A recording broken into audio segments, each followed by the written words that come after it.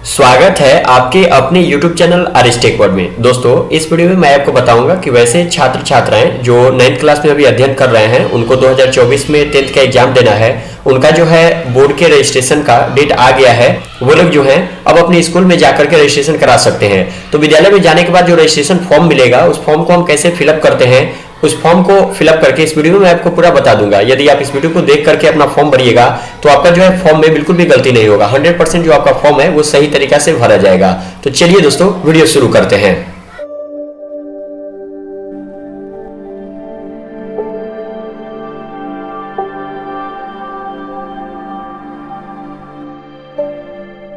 आप अपने विद्यालय में रजिस्ट्रेशन के लिए जाइएगा तो उसमें जो है आपको ये सेम फॉर्म दिया जाएगा। हालांकि इस फॉर्म का जो लिंक है मैं डिस्क्रिप्शन बॉक्स में दे दूंगा, वहां से आप डाउनलोड करके इसका प्रिंट आउट भी निकाल सकते हैं। हालांकि ये जो फॉर्म है वो आपके विद्यालय में ही मिलता है, तो वहां से आप फॉर्म को ले लीजिएगा और फिर यहाँ पर आपको जो है यहाँ पर फोटोग्राफ एक अपना कलरफुल चिपकाना है। और जो फोटोग्राफ का साइज है वो 3.5 सेंटीमीटर इंटू 3 सेंटीमीटर का होना चाहिए। जब आप फोटो बनवाइएगा उनसे बोल दीजिएगा 3.5 इंटू 3 सेंटीमीटर का वो फोटो आपको बना करके दे देंगे, जिससे जो है वो आपका जो फोटो है इसमें जो बना हुआ है चारों तरफ का बॉर्डर, इस बॉर्डर के अंदर पूरा फिट बैठ जाएगा। यदि आप पहले से फोटो बनवा करके रखे हैं, वो फोटो में थोड़ा सा इधर उधर है तो भी चलेगा, कोई दिक्कत नहीं है। फोटो के नीचे जो है यहाँ पे लिखा हुआ है सिग्नेचर ऑफ स्टूडेंट, आप जो है अपना सिग्नेचर कर दीजिएगा। आप जिस भी भाषा में सिग्नेचर करते हो, चाहे तो आप हिंदी में सिग्नेचर कर सकते हैं, इंग्लिश में सिग्नेचर कर सकते हैं, यहाँ पे अपना सिग्नेचर कर दीजिएगा। फिर उसके बाद में आपको जो है फॉर्म फिलअप करना है। तो 1 नंबर में जो है यहाँ पे 2 ऑप्शंस मिलते हैं, एक में रेगुलर और प्राइवेट।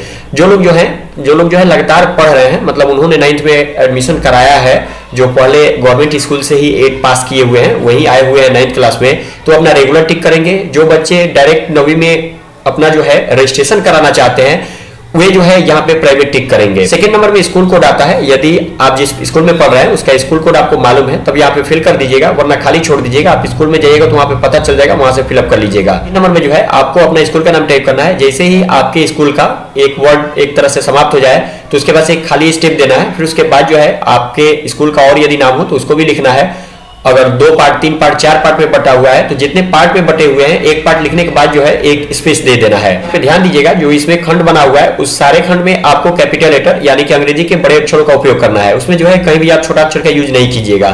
फिर इसके बाद 4 नंबर में जो है यहाँ पे विद्यार्थी का नाम लिखा हुआ है हिंदी में, तो हिंदी के लिए बॉक्स नहीं बना है, तो आप जो है 4 नंबर में अपना हिंदी में नाम टाइप कीजिएगा। और फिर उसके बाद जो है उसी के नीचे जो है आप अपना इंग्लिश में नाम टाइप कर दीजिएगा, जो भी आपका नाम है। और आपका नाम जो है यदि 3 पार्ट 4 पार्ट में है, मतलब कि जैसे आपका नाम रवि कुमार जायसवाल है तो रवि के बाद में एक स्पेस दीजिएगा, फिर कुमार, फिर स्पेस, फिर जायसवाल, ऐसे लिखिएगा। फिर 5 नंबर में आप जो है अपने माता का नाम हिंदी में टाइप कीजिएगा, जैसे भी आप लिखते हो। फिर अपना माता का नाम उसी के नीचे जो है इंग्लिश में टाइप कीजिएगा। फिर उसके बाद 6 नंबर में जो है आप अपने पिता का नाम हिंदी में टाइप कीजिएगा, फिर उसके नीचे जो है आप अपने पिता का नाम को जो है इंग्लिश में टाइप कर दीजिएगा। आगे 7 नंबर में जो है आप अपना डेट ऑफ बर्थ टाइप कीजिएगा। जैसे इनके केस में इनका जन्म तिथि 12/8/2008 है, तो ये जो है यहाँ पर 12/8/2008 लिखे हुए हैं, 12 का 1 2, फिर 8 के लिए 08 उपयोग कीजिएगा और 2008 को 2008 लिख दीजिएगा। देखिए दोस्तों, यदि महीना में एक डिजिट का है, जैसे किसी का जन्म जनवरी में हुआ है, फरवरी में हुआ है, मार्च में हुआ है, तो इस तरह से मान लीजिए जिनका भी मंथ 1 से लेकर के 9 तक है वो 09 के साथ लगा करके यहाँ पे लिखेंगे। उसके बाद 8 नंबर में आता है जेंडर। यदि आप मेल हैं, यदि पुरुष हैं तो मेल टिक कीजिएगा, यदि आप स्त्री हैं तो फीमेल टिक कीजिएगा। और इसमें जो ट्रांस लिखा हुआ है इस पर आप टिक नहीं कीजिएगा। फिर यहाँ पे नेशनलिटी आता है। यदि आप भारतीय हैं, भारत से बिलोंग करते हैं तो यहाँ पे इंडियन टिक मारिएगा। यदि आप किसी अदर देश से आए हैं वहां पर उस परिस्थिति में आप अदर पर टिक कीजिएगा। फिर यहाँ पे 10 नंबर में अपना कास्ट कैटेगरी आपका आता है, तो यदि आप जनरल से है तो जनरल पर टिक कीजिएगा, ईबीसी से है तो ईबीसी पर टिक कीजिएगा, बीसी पर है तो बीसी, एससी एसटी जो भी हो आपके केस में उसको आप टिक कीजिएगा। ध्यान दीजिएगा, यहाँ पे केवल बीसी का मतलब BC2 है और ईबीसी का मतलब BC1 है। ये BC1 है वो ईबीसी टिक करेंगे और जो बच्चे BC2 हैं वो BC टिक करेंगे। उसके बाद जो है यहाँ पे 11 नंबर में डिफिकल्टी एबल्ड है। यदि आप कोई विकलांग है, मान लीजिए कि कोई पैर से स्टूडेंट जो है उन पैर से लंगड़े रहते हैं, या फिर वो बहरे रहते हैं, या फिर कोई विजुअली इंपायर्ड होते हैं, मतलब वो नेत्रहीन होते हैं, तो उस परिस्थिति में यस टिक करेंगे। यदि प्रकार के कोई अपंग नहीं है तो यहाँ पर जो नो है इस पर टिक मारिएगा। और ध्यान दीजिएगा, जैसे ही अगर कोई छात्र जो है यस पर यहाँ पे टिक करता है तो उसको यहाँ पे स्पेसिफाई करना है, मतलब यहाँ पे यदि आप डिफिकल्टली एबल्ड है तो यहाँ पे करना है कि आप जो है क्या है, लंगड़े हैं तो लंगड़े, बहरे हैं जो है उसका जो है स्पेलिंग यहाँ पे आपको टाइप करना होगा। फिर उसके बाद आता है 12 नंबर में रिलीजन, मतलब आप जिस भी धर्म से संबंधित है, हिंदू, मुस्लिम, सिख, जैन, बुद्ध, क्राइस्ट, अदर जो भी है वहां पे जो है आप यहाँ पे टिक मार दीजिएगा। जैसे इनके केस में ये हिंदू है तो इनके बगल में टिक लगाया हुआ है। फिर एरिया जो है आप जहां से भी संबंधित है, यदि आप ग्रामीण क्षेत्र से है रूरल पर टिक मारिएगा, यदि आपका जो आवास है वो शहरी क्षेत्र में है, आप शहरी क्षेत्र से आते हैं तो वहां पे अर्बन पर टिक कीजिएगा। फिर 14 नंबर में मैरिटल स्टेटस आता है, यदि आपका विवाह हो चुका है उस परिस्थिति में आप जो है 10th का एग्जाम दे रहे हैं तो मैरिड टिक कीजिएगा। आपका विवाह नहीं हुआ है, अभी आप जनरल पढ़ रहे हैं तो उसमें जो है आप जो है अनमैरिड को टिक कीजिएगा। फिर 15 नंबर में है आप अपना मोबाइल नंबर यहाँ पे टाइप कीजिएगा। मोबाइल नंबर आप वही मोबाइल नंबर टाइप कीजिएगा जो आपका मोबाइल नंबर चालू हो। जो है आपको यहाँ पे 16 नंबर और 17 नंबर फिल करना है। 16 और 17 में से दोनों एक ही को फिल करना है। यदि आपका आधार कार्ड बन चुका है, आपका आधार नंबर आपके पास है, तो 16 नंबर में यहाँ पे आप अपना आधार नंबर टाइप कर दीजिएगा। फिर 17 नंबर जो है इससे आपका कोई मतलब नहीं रह जाएगा। 17 नंबर में जो यहाँ पे नीचे सिग्नेचर करना है, यहाँ पे आपको सिग्नेचर नहीं करना है। ये उस परिस्थिति में है जिस परिस्थिति में आपका आधार कार्ड नहीं बना हुआ है, उस परिस्थिति में यहाँ पे आपको एक डिक्लेरेशन देना है, एक घोषणा देना है कि मैं घोषणा करता हूं कि मैंने जो है आधार नंबर आवंटित करने के लिए कोई आवेदन नहीं किया है, मुझे आधार नंबर भी आवंटित नहीं हुआ है, और यहाँ पे एक डिक्लेरेशन भी दिया हुआ है कि मैं यह समझता हूं कि मेरे द्वारा की गई कोई भी गलत घोषणा जो है इसके आधार पर मेरे अभ्यर्थी को रद्द किया जा सकता है। तो आप यदि आधार कार्ड के लिए आवेदन दिए, आपके पास आधार नंबर है तो आधार नंबर यहाँ पे टाइप कर दीजिएगा। नहीं है तो आप अपना आधार नंबर का जो यहाँ पे भरने वाला है इसको खाली छोड़ दीजिएगा, और फिर यहाँ पर जो है सबसे नीचे जो विद्यार्थी का हस्ताक्षर दिया हुआ है इस पर केवल आप अपना सिग्नेचर कर दीजिएगा। 18 नंबर आपको जो है अपना ईमेल आईडी टाइप करना है। आप अपना मोबाइल में देख लीजिएगा कौन सा ईमेल आईडी लॉगिन है, उस ईमेल आईडी को देख करके यहाँ पे टाइप कर लीजिएगा। फिर उसके बाद जो है 19 नंबर में आपको एड्रेस लिखना है। जैसे इनके केस में इनका विलेज जहां है तो एट लिख करके या फिर VILL लिख करके डैश मार के भी आप विलेज लिख सकते हैं। पोस्ट ऑफिस लिख दीजिएगा, फिर पुलिस स्टेशन लिख दीजिएगा, आपका जो भी डिस्ट्रिक्ट पड़ता है डिस्ट्रिक्ट का नाम लिख दीजिएगा, और यहाँ पर जो है पिन कोड अपना टाइप कर दीजिएगा। और ध्यान दीजिएगा दोस्तों 20, 21, 22 जो है ये ऑप्शनल है, आप चाहे तो भर सकते हैं, यदि नहीं चाहे तो नहीं भी भर सकते हैं। तो यहाँ पे 20 में जो है आपको अपना बैंक अकाउंट भरना है, तो आपका जो भी खाता है वो खाता नंबर यहाँ पर टाइप कीजिएगा। फिर उस बैंक का आपको IFSC कोड टाइप करना होगा, वो आपको पासबुक पर मिल जाएगा। अपने बैंक का नाम टाइप कीजिएगा, जो भी आपका बैंक है उसका नाम यहाँ पे लिख दीजिएगा।